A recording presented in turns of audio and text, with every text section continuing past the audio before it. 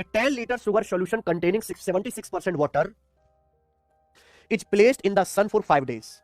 After 5 days, if the water content in the solution remains 20%, what is the volume of the remaining solution? बचे solution का volume क्या है? बचे remaining solution का volume या हिंदी में परिमाण या आयतन ज्ञात करें। बचे सॉल्यूशन का वॉल्यूम या आयतन या परिमाण ज्ञात करें। बताओ, ध्यान से सुनिएगा। हमारे पास 10 लीटर 76% जल मिश्रित 10 लीटर चीनी के विलयन को 5 दिन के लिए धूप में रखा जाता है। पहले तो आप सवाल समझो, सवाल है क्या? शुगर सॉल्यूशन का मतलब चीनी पानी का घोल। शुगर सॉल्यूशन का मतलब चीनी पानी का घोल, शुगर प्लस वाटर। तो हमारे पास चीनी पानी का 10 लीटर घोल है, 10 लीटर, जिसमें पानी कितना है? 76%। 100% में 76% पानी है, 76% जल मिश्रित है। तो चीनी शुगर कितनी होगी? 100 में से 76 घटाइए, 24% चीनी होगी। अब चीनी पानी के घोल को 5 दिन धूप में रख देते हैं, तो धूप में क्या होगा? धूप में मेरे प्यारे भाई जो पानी है वो भाप बन के थोड़ा सा उड़ जाएगा, तो पानी की मात्रा कम हो जाएगी।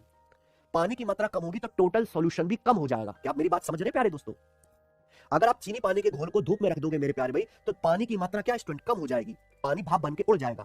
ठीक है बच्चों, पानी की मात्रा कम हो जाएगी तो सॉल्यूशन की मात्रा भी कम हो जाएगी चीनी पानी के।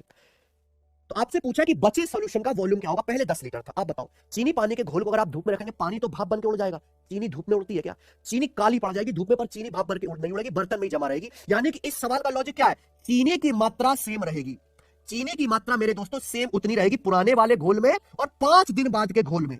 चीनी की मात्रा ओरिजिनल घोल में और 5 दिन के बाद वाले घोल में सेम रहेगी। हमारे पास ओरिजिनल सॉल्यूशन था 10 लीटर। 10 लीटर में चीनी कितनी है? 24%। 24% चीनी है। कितनी चीनी है? 24%। अब प्यार सुनेगा, मान लीजिए 5 दिन के बाद जो शेष सॉल्यूशन है उसका वॉल्यूम है V।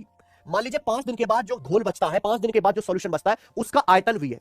5 दिन के बाद बचे हुए सॉल्यूशन का आयतन V है और बचे हुए सॉल्यूशन में पानी कितना रहता है? 20%।